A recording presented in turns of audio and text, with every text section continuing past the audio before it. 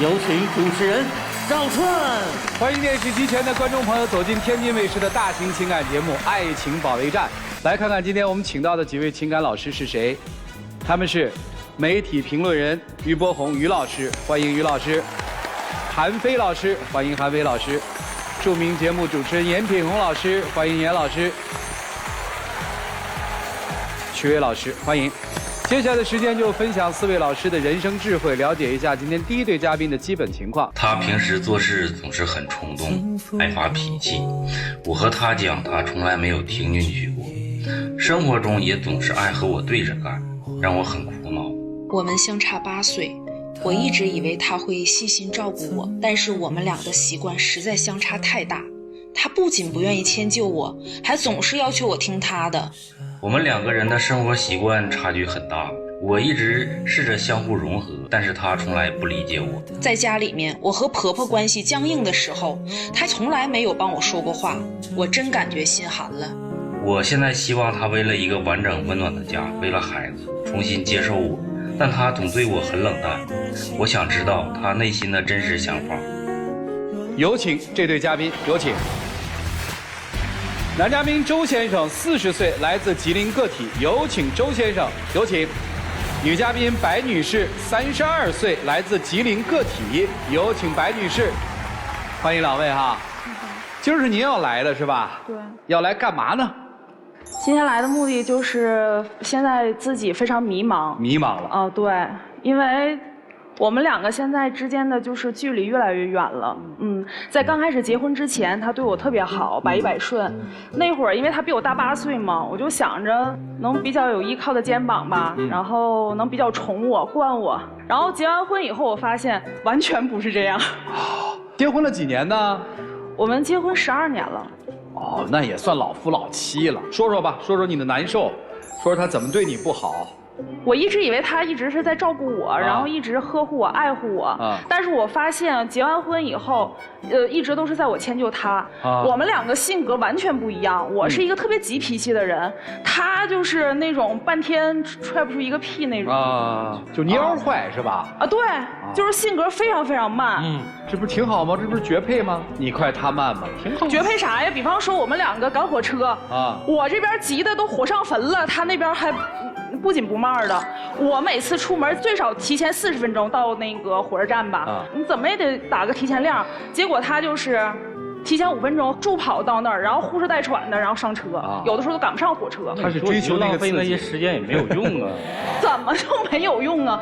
咱们因为这个纠结干嘛呀？就赶紧我说什么就是什么就完事儿了。在一些生活习惯上面，你们俩不是特别认同，是吧？对呀，我结婚之前我大酱拌饭他都觉得可香了然后结果现在你整什么都不满意，什么都是不对的。那本来做的它就不好吃，那时候爱情的时候你吃什么都是甜蜜的，那你婚姻之后甜蜜度肯定会下降的。那你怎么不做呢？都是我在做我家的饭。那你说我一听你说话我就特别来气，你明白吗？带孩子一起去上学习班，我基本上都是提前10分钟带孩子去。他可倒好，脚踩着上课铃声到那儿了，进屋上课都没有座，老师先搬个板凳坐那儿了。那不还是听那节课吗？多磕碜！那节课他也没落过去，提前去有什么用啊？多等呢。咱俩为什么要因为这件事儿弄得不愉快呢？你就提前10分钟就完事儿了呗。那你说那有的时候是无用的功。你也真是较劲，他说什么你是什么不就完了吗？一根筋你知道吗？他特别一根筋，干嘛都一根筋，基本上每天都是这样。就我们2个就天天就是一件事情就得掰扯半天。那是你太纠结了吧？我纠结？我为什么这样纠结？你就听我的就完事儿了，哪那么多废话？那你要是不对，为什么要听你的？我说的怎么不对了？你对我所有的都是套路，你明白吗？我套路你啥了？结婚的时候给我买个钻戒，我戴着呢，一直戴着呢。给我买个钻戒，全场最便宜的不到2000块钱。为啥戴中指？无名指戴不上，太大，戴中指都大。总说媳妇儿，我再送你个大的啊，我再给你买个好的，我给你买个无名指能戴上的。12年了，一直没有。那钻戒的大小不能代表我爱你的多少。我无名指戴不上，无名指一戴就掉了。你太套路了，你知道吗？有一年确实是，我跟他说，当然也是，就是有朋友在场嘛，然后跟他说完了没面子了，带我和我儿子，我们一起去商场了买。媳妇儿就这个好看，你就挑这个，就这个好看。我一看价，将近7万块钱。说实在，我真舍不得。我说算了吧，咱们再看看别的，别的不用看，就这个好看，你就买这个。我不买了，回家吧。我领着孩子又回去了。算了，太贵了。那你看你喜欢好的带你去，你又不买。你说的都是废话，你怎么不直接买回来给我带上呢？人家电视里边演的都是直接那个女的睡觉呢，然后在那给人个惊喜。那你总爱看电视，我不爱看那种片儿。再说气都气不起来，不喜欢那种款式，又说我花钱多了，我又来。哎，你们俩谁？你们家谁管钱？我们公用有那个抽屉。别说保险库了，就抽屉，然后那个还有保险库，你看啊，谁用钱往外拿就完事儿了。行，明白。然后我没舍得，然后就回来了。哎，就钻戒的事儿到现在12年了，还是这个，还是在中指啊。我到现在没照过结婚照，为什么呢？我们俩结婚那个时候，因为在东北吧，天挺冷的，然后没有什么风景。然后他说：“哎呀，媳妇儿，结完婚以后上海南照去。你看海南呢，又那风景，这风景又海边啊，又什么的，给我讲的那画面全出来了。我一想，也是，那可能挺好看的，那就去吧。海南去了吗？确实是去了。结果婚纱照没照。到了海南以后，哎呀，媳妇儿，你看这天呐，多热呀！哎呦，我穿上婚纱都顺脸淌汗，那根本不行。我告诉你，媳妇儿，过2年我带你去云南去照去。哎，那大理、那丽江、那洱海。”然后去了吗？确实是去了。婚纱照照了吗？没照。然后结果国内的基本上旅游都许愿了啊，等以后咱们出国了，那个怎么地的，上哪儿照去，一直在许愿啊。12年了，那都结婚这么多年了，你再重新照一个婚纱照，你摆到一个客厅里头，其实我说什么，我说的所有的话，所有的你全都是否定，然后你都有自己的说辞，你就认为你自己特牛，我说的什么都是不对的。哎，这个我觉得都是生活里的小细节，不影响婚姻的。大方向上面没事儿吧？比如说，教育孩子有冲突吗？冲突大了去了。我婆婆是属于特别强势的人。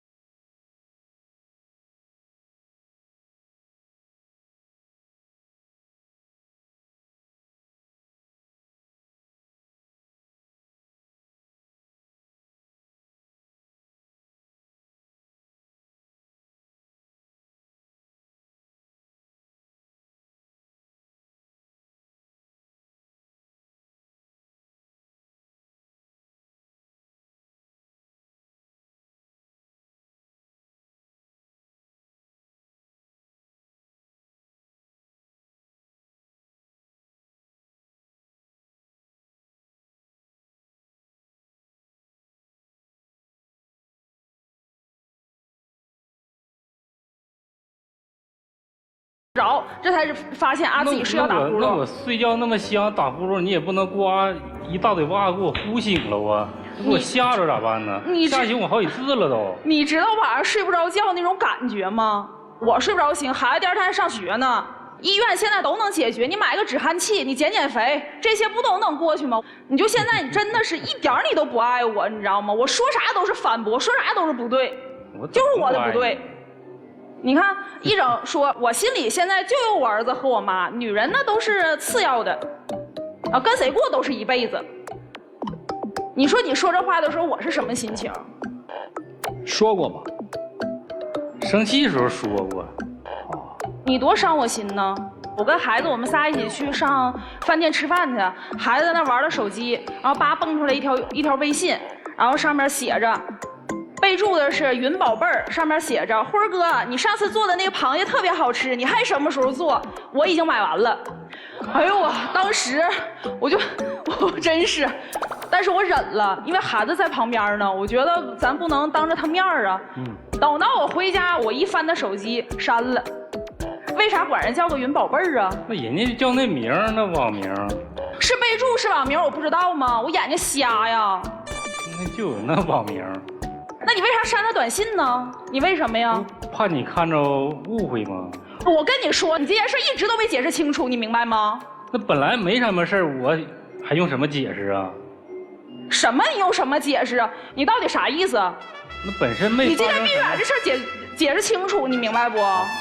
你知道我嘴笨，你知道我说话说不明白，我就是嗓门大，我说话就是快，但是我抓不着理儿。对，我发现了。啥也不跟我说。我帮你们。你说你俩有事儿，你跟我说就完事儿了吧？我还能打那女的一顿去啊？我帮你问，云宝贝儿是谁啊？就是一个同事呗。你们家同事，你管他叫宝贝儿啊？行，什么同事啊？就是一个普通的同事。你说他都知道我做饭比较好吃，比较香，那你说人家女孩自己住，你做点自己不会做的，那我又给她做了呗。在家里边做饭，左一个不愣，右一个不愿意的，啊，高兴就出去给人家做饭去，人家咋知道你做饭好吃呢？去了多少回了？就去那个一回啊。你说那种海鲜吧，他又怕扎着手，又不敢杀生什么的。还认为我做比较好吃，那我就去了给他做一次呗，就这点事儿，特别简单，特别普通，你还总往心里去。我废话，你是我老公，我不往心里去。你要是别的男的，我认识你是谁呀？自己承认去女同事家给人做了几次饭，是这意思吧？对。没有其他的了吧？没有。确实没有啊。确实没有。想不想过了还？想啊。啊，想过了就接着还有什么苦都诉了吧啊？还有什么过不去的？有没有了？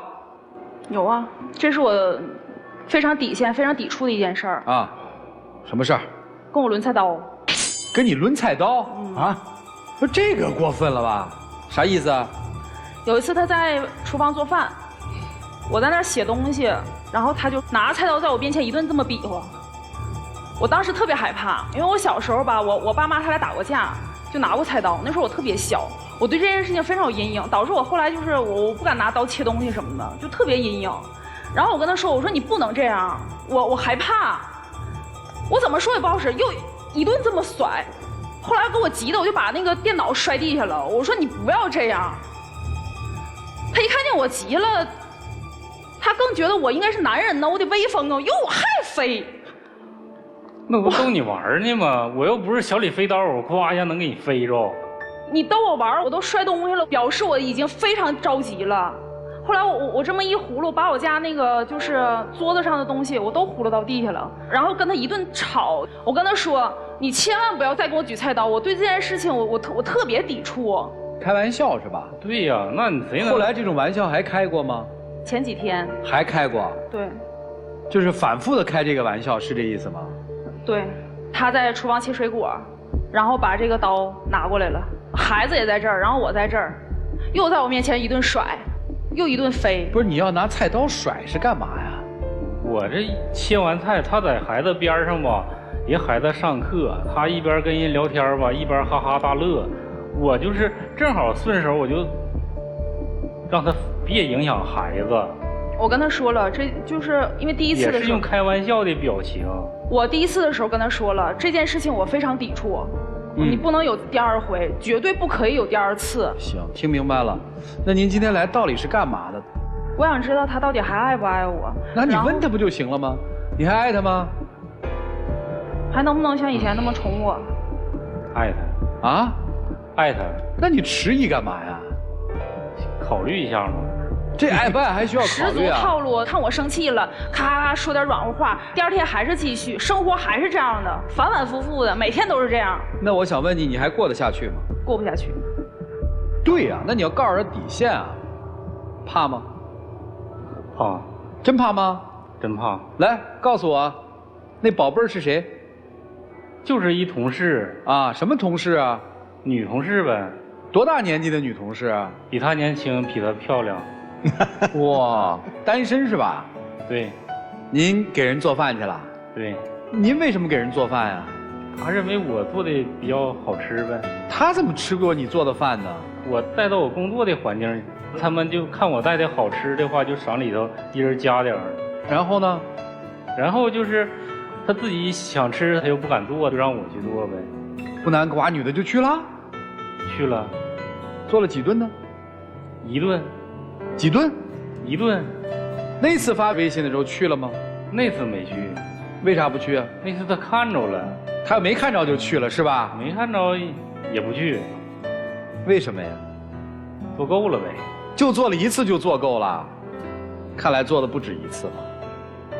我还记得你说老做饭都做烦了嘛，是您的原话吧？然后就被您妻子打岔打走了，结果您给别人做饭做得风生水起哈，真行。还喜欢他吗？喜欢。可是我就不明白了，既然你那么喜欢他，或者说你还爱着他，为什么他的所有的需求你都不满足他呢？有的需求是那个时候条件不好，后来呢条件好了吧，这个需求也发生了一些变化，思想吧也发生了一些变化。您思想发生了什么变化呀？我们之间不是我，啊，他发生了什么变化呀？脾气越来越暴躁了呗。那他脾气为什么越来越暴躁呀？可能是我做的不够多，不够好。所以当妻子在声声控诉的时候，丈夫的心里也迷茫着呢。12年了，曾经的那种浪漫激情，随着时间慢慢褪去了，怎么保鲜？如何应对？来听听老师们的建议吧，一起进入丘比特问卷。你看，你给单身的漂亮的女同事去做一顿饭，在你眼里是做了一顿饭，但在妻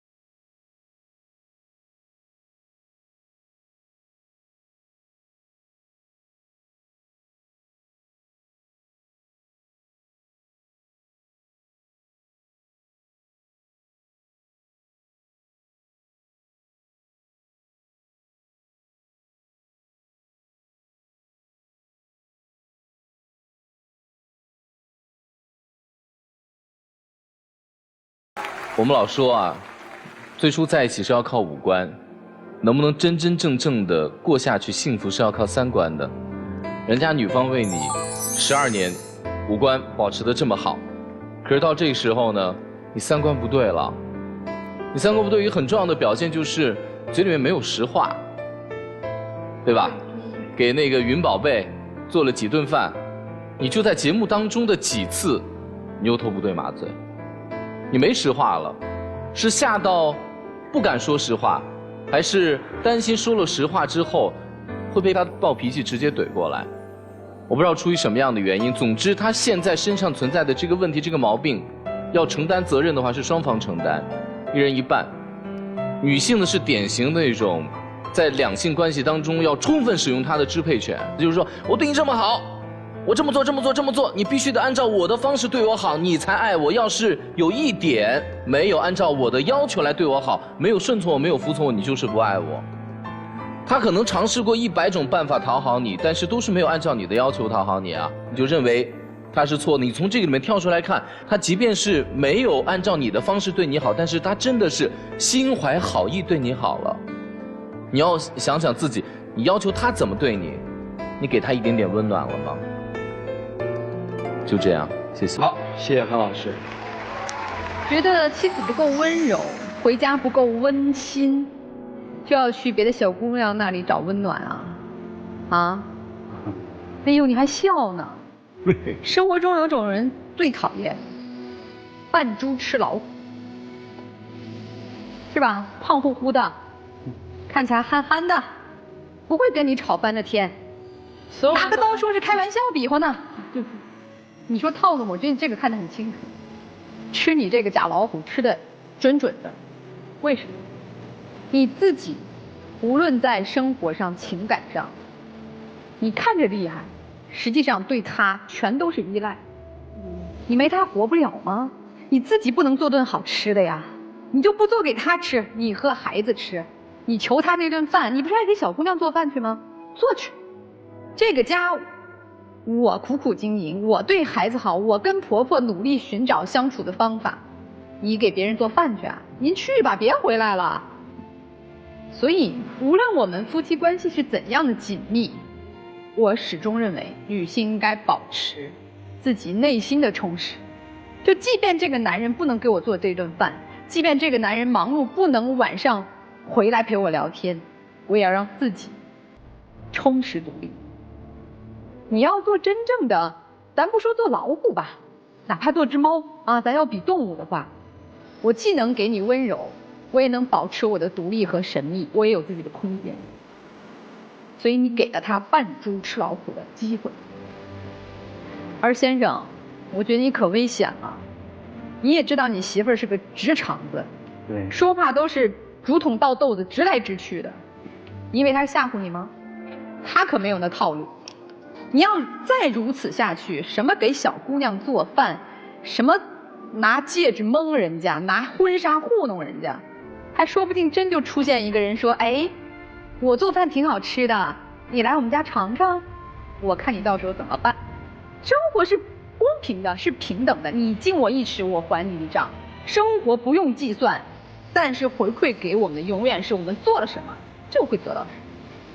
你如果想让这个家庭完整，你就有事儿好好商量，不要用套路糊弄他了，否则生活最后会全还给你。你们都自省自重吧，好吗？谢谢。好，谢谢杨老师。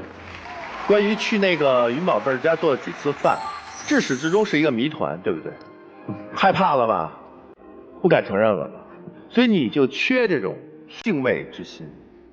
爱情过的12年了，当然是平淡了。你怎么去保鲜，怎么去有味道？不是外头去找，而是在家里头找。一直在跟他对着干，但你心里清楚，你离不开他。只有他傻傻的听你的所谓的套路的话，这么一个戒指始终就是没有变过，婚纱照也没有照过。也只有这个真心爱你的女人才可以这么为你付出，你心里知道。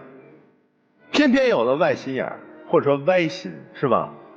我告诉你，悬崖勒马不晚，因为一旦你触碰了这个原则，你的付出代价是承受不起的。女生做的调整也很简单，她为什么愿意出去给人做饭？因为她会得到赞美，得到认可。你可能缺这个。她说的一句话很重要啊，婚前你做的饭虽然不好吃，但她觉得甜。现在呢，你为什么不能多给她一些甜呢？让她能够感受到你对她的认可。夫妻之间最重要就是相互认可，所以说，虽然我们面对的日子很繁琐，但是我们不能忘了，我们始终要爱、关注对方、赞美对方、去认可对方，好不好？好，就这样。好，谢谢曲哥。你有那么木讷吗？你一直在生活里演戏，你演的累不累啊？为什么觉得不甜啊？就是因为一直在演嘛。演对立面有意思吗？他说提前10分钟，你跟他走不就完了？为什么不走啊？为什么要拿着劲儿啊？你自己琢磨琢磨吧。你真不懂吗？我明明知道这个是错的，怎么着我就这么弄你？有毒的草开迷人的花。啥呀？有毒的草开迷人的花？那可不，不就给你迷了吗？你有勇气走吗？这就是严老师说的所谓独立性。你说提前5分钟，你根本就不要等他，你自己提前背着包你就走了，你搭理他干嘛呀？带他去7万块钱的戒指太贵了，自己看一个戒指5万块钱买了，5万块钱我也舍不得。舍不得就别说，说出来的就把它完成。你都舍不得买一个戒指，你天天跟他吵吵让他买一个戒指，你传递的是什么信号？我是给你买还是给你不买啊？给我惊喜吗？买了什么惊喜啊？你叫矫情。总而言之，请敬畏婚姻，在婚姻当中请坦诚。对，一起进入真情60秒。风风雨雨走过这12年，我心中依然有你，我爱你，家更需要你。我现在听你说这些，好像我的脑海里边就浮现了第2天你还是依然我行我素的样子，所以我一定要慎重的考虑一下。你每次惹我的时候，我一笑而过，真的就是我性格就是这样，但是我内心我真的我很崩溃。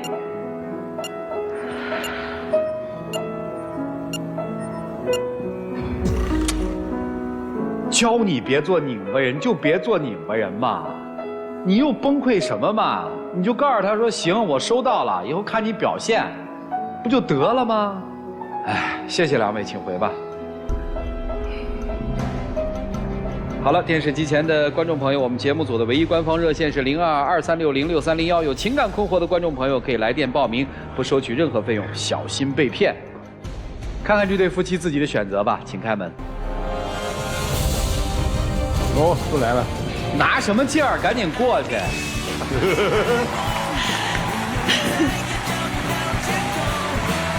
来，有请我们的花童，有请。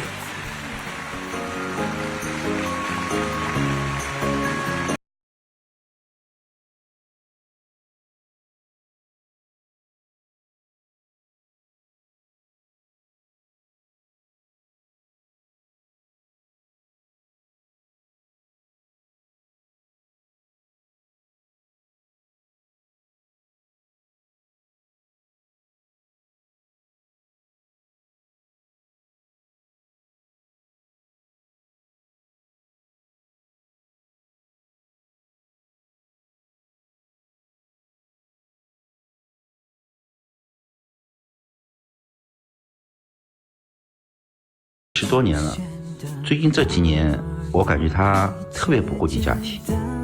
因为我呢是从外地嫁到上海的，其实很多生活习惯、文化差异都有很多的不同。他有时候还是太理想化了，很多事情没有周密的考虑，反而觉得我各方面都不支持他。其实我呢也是想多挣点钱，为了这个家庭，想生活得更加好一些。我就希望他安安稳稳的生活，不要再抱有那些不切实际的梦想和幻想。有请这对夫妻，有请。顾先生44岁，来自上海职员，有请顾先生，有请。杨女士40岁，来自上海职员，有请杨女士，有请。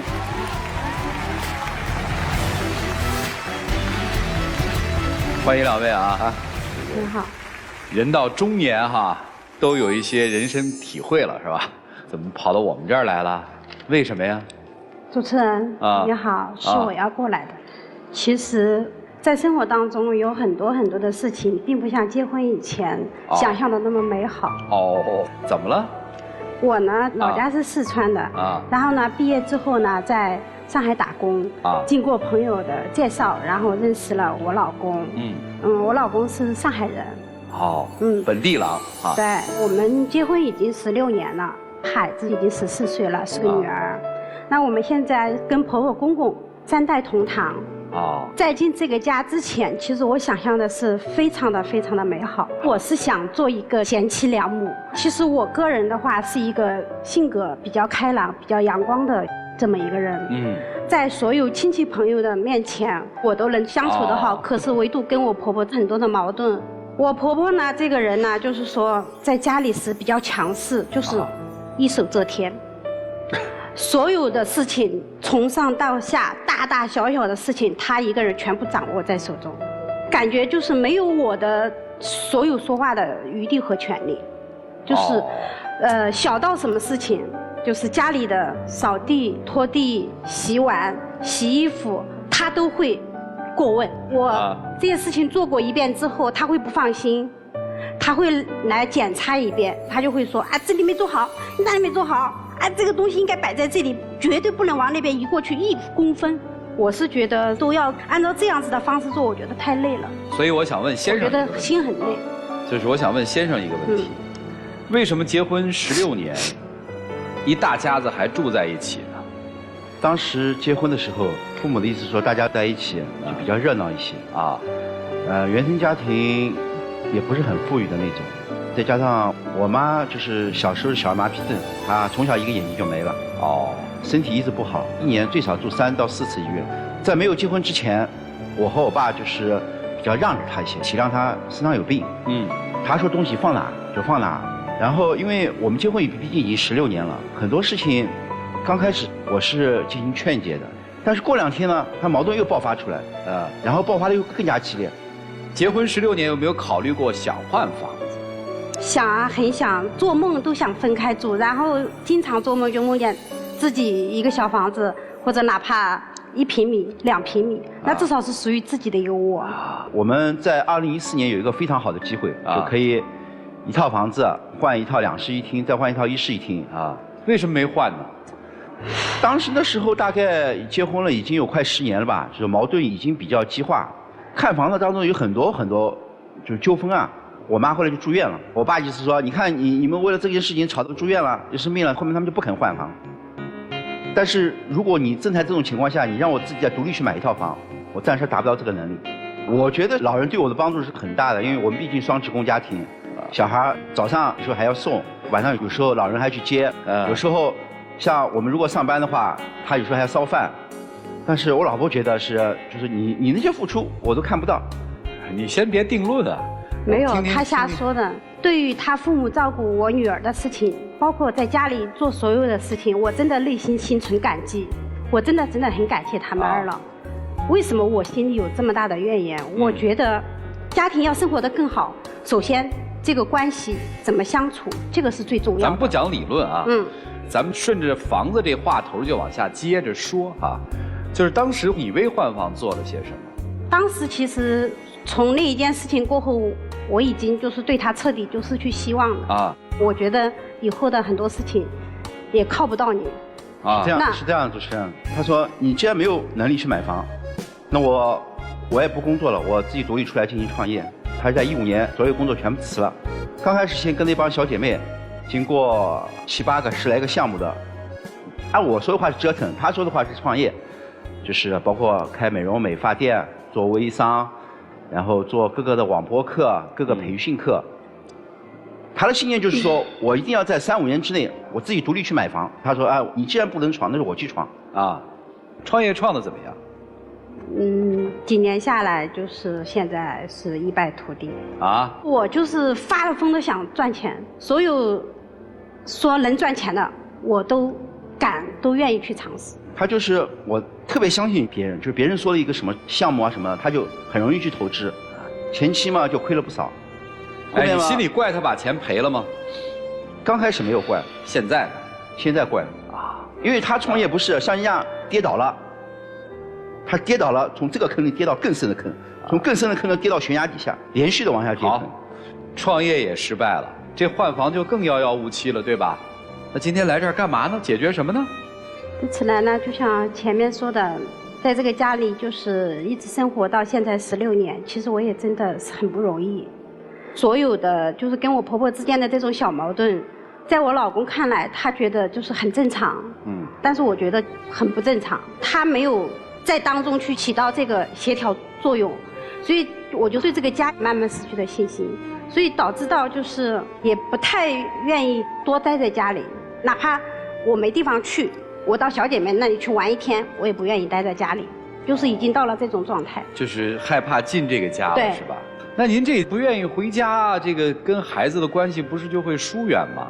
因为白天他也读书嘛，啊，我晚上回家，就是下班正常的回家。打断一下，女儿她也管不了，你像我在家里有时候要辅导她功课，再加上现在女儿青春期已经14岁了嘛，中学作业功课方面压力特别大，有时候我辅导她功课，有时候辅导到11、2点钟，我记得有一次到12点半，然后我就完全爆发了，我说你既挣不了钱替家庭负责，你人又不在这里，两方你一头都站不到边，你总归要站到一头了。他就说你挣不到钱呀，否则我怎么会到外面去奔波呢？在外面我还更加辛苦呢。我前面跟我婆婆之间很多的矛盾，其实我老公都是不知道的，因为我自己一个人死要面子活受罪，压抑在心里，所以我来这里就是释放一下我这么多年。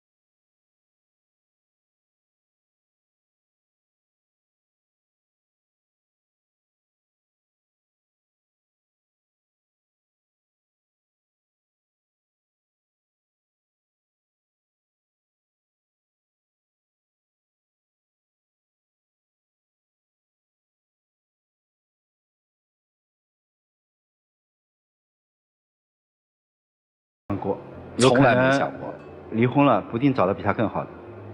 所以他务实，他的生活哲学就是务实。如果说现在你给你老婆提一个要求，就最希望改变的，你希望她什么变？我希望她稳定，我不图你大富大贵，也不图你外面挣多少钱，我只要求你稳定。稳定，好，让她改的是什么？带她以后多体贴我一点，包容我一点，然后就是会说话一点。她说我没有情绪，对，不会聊天，说着说着就把话聊死了。所以我就说，夫妻关系再不好，10几年过下来，你是个什么人，我是个什么人，你怎么看我，我怎么看你，心里都老有数了。问题的症结在哪儿？其实你们比我们这些外人要清楚得多。那为什么还要梳理呢？是因为心里还有一些过不去的小坎儿。我希望下面我们4位老师在说的时候，你们真的认真的去听一听。咱目的不就是把这个坎儿渡过去吗？为了更好的往前走吗？这个家庭。那听听老师们的意见吧，一起进入丘比特问卷。杭州你，哎，我是杭州人啊，上海的邻居。对。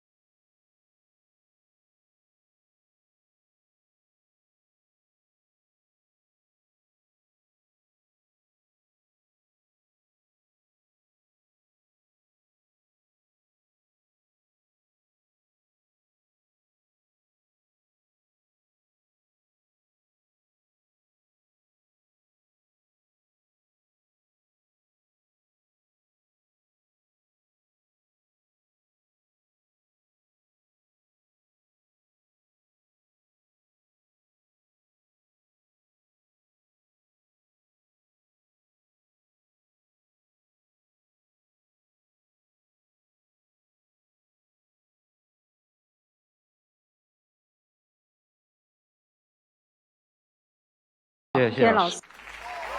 我觉得杨女士跟顾先生一家的矛盾，主要存在是什么问题呢？就是山路上开车，不可能2个老司机把车开好，一山是容不下2虎的。你就是想跟婆婆跟这个家庭争一个什么？争支配权嘛，对不对？16年我一直忍让，我在你家我做这么多妥协，现在该我说了算了吧？你就想争这个支配权嘛？票子的支配权、房子的支配权、孩子的支配权，老公在你跟婆婆吵架的时候站在哪一方的支配权嘛？对不对？为什么16年都能忍，到现在为止突然忍不了了？就是你想把这支配权拿回来嘛？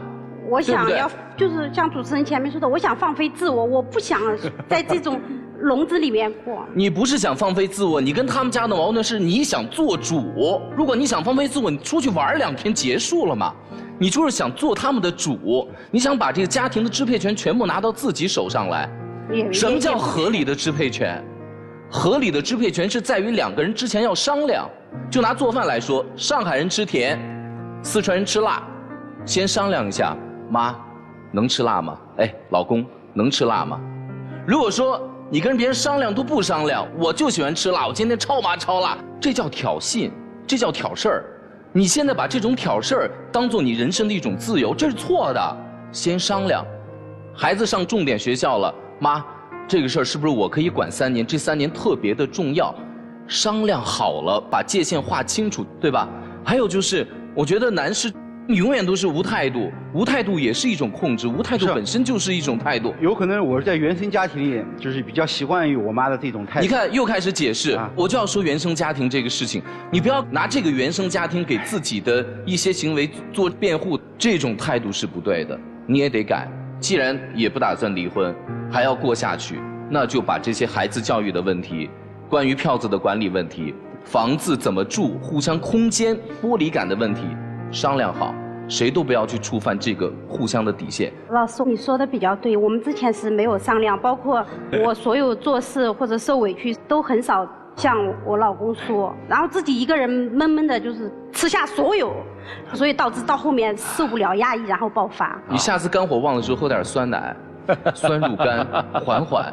这一罐等下给你喝。这个简纯酸奶是让大家过简单的生活啊，简化的生活。我觉得核心在这儿，你们老是降肝火，你看看，来，严老师啊。肝气郁结啊，你说、这婆婆让你东西放这儿挪一挪，就是不想挪了，挪了16年了，挪不动了，再挪就疯了。是吧？对他就是这种态度，说我已经忍受了你这么多年了，他现在就说你说一句我要回你2句。我特别理解啊，因为我是跟我妈妈生活。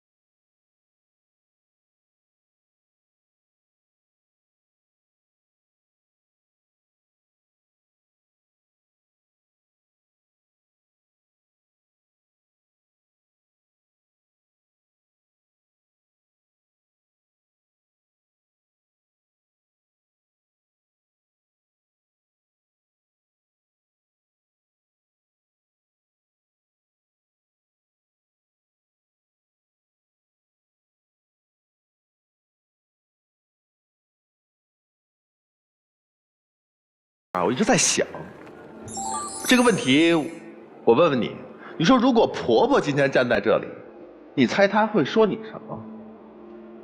她也会说她很多的什么，你不用说，该说的时候不说话，不该说的时候老说话。她会，我猜至少会几个方面。第一，什么事儿都不知道跟我们商量，自己就做重大的决定。对，本来家里就不富裕，非要闹着要分房，又是花费，不仅分房达不到目的不罢休，还要自己出去辞职创业，给家里赔了多少钱呀？我这么含辛茹苦的这么大岁数，身体有病你不知道心疼，给你们做饭，还给你们照顾你们的孩子，不需要你们交家用，给你们补贴，这个儿媳妇儿怎这么不讲良心？作为一个妈妈，你尽到职责了吗？老公一直在家里复习孩子的功课到12点，你在哪儿呢？我们本来想一家团圆，每天晚上我们一起吃饭，儿媳妇在哪儿？你有没有想过老人的想法呢？你总是想自己，难道这里面老人的付出你看不到吗？老人的对你们的服务你没有享受吗？都享受，为什么还不释然呢？我当然知道今天来的主要目的就是释放，对不对？你不可能离婚的，因为你爱这个男人。所以说回到这句话，想怎么释放呢？真正能够做到释放，不是说让别人遵从于你，而是你要换位思考别人的处境，别人做出了什么。真正的释放是让自己放下。在你们整个家里，其实你们是犯了同样的问题，没有讲究分寸感。婆婆也是，她也是，你也是。先解决自己的问题，我相信你进一步，大家一定会退一步的。而且说1000道1万，你不是来离婚的，对不对？所以多去爱你爱的人，多去拿出实际行动来，去来为你的幸福去加分。那个创业不行就回来找一份踏踏实实的工作，好不好？好，就这样。谢谢老师。谢谢老师，谢谢曲总。非常客观的说，如果一定要争论对错的话，咱也别抹稀泥。婆婆确实错，儿子大了应该自立门户，要不然儿子永远长不成儿子。儿子错没错？错了，这么大还啃老。媳妇儿错没错呀？也错了，找错人了呀，你找一优秀的呀。还对，找不着啊。生活如果一定要揪对错的话，那都错了，没人正确的。为什么面对家庭问题的时候，大家常说咱别问对错？因为每个人站在每个人的立场和角度啊，得出的结论都不一样。每人都是大多为自己考虑多一点。哎，对你这个插话插得特别好啊，总结得特别好啊。还是那句话，咱回归本心，回到生活里。婆婆不容易，但是婆婆确实做得也很错。你应该对妻子和家庭心存愧疚，而不是说你的时候，我原生态家庭没有继承好。原生态家庭好不好，不是拿来给你开拓的。你现在要做的事情是，让她能够心甘情愿的、开心的回到这个家里。虽然妈妈也在，虽然婆媳之间还吵。接下来一起进入真情60秒。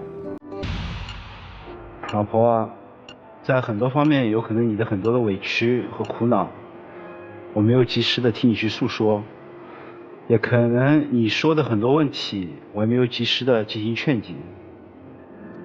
所以我希望在以后的日子里，我们共同承担家庭的责任，把我们的小日子继续过得更加完美。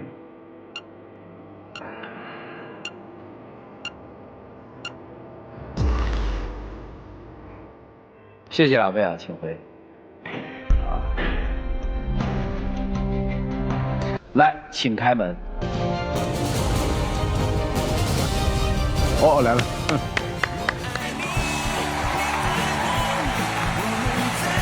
老公，其实这么多年，也感谢你包容我的任性，我也吃了不少亏。接下来的日子还是听你的，好好的照顾好父母，把我们的孩子好好的培养成才。然后另外我还有一个小小的愿望，就是因为我没有照顾好我自己的父母，希望跟我弟弟一起帮我爸妈修一个小房子，让他们养老。感谢老公的支持，谢谢。这个要求做老公的还真要考虑，他对你的父母要好，你对他的父母也要好。来吧，有请我们的小花童，有请。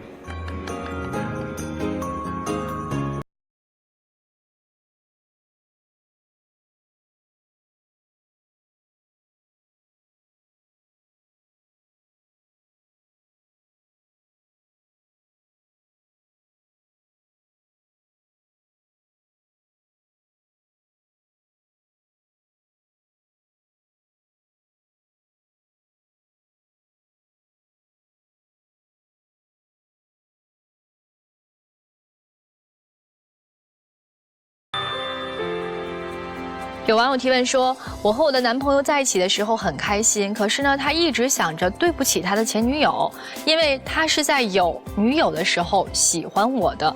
那在一起2年了，他给他的前女友打过电话，心里一直还记挂着前任。我不知道这种记挂是还喜欢还是愧疚，我该怎么办？不管是喜欢还是愧疚，记挂就等于放在心上了，你说不是吗？感谢电视机前观众朋友的收看和陪伴。我们下期节目再见，谢谢大家。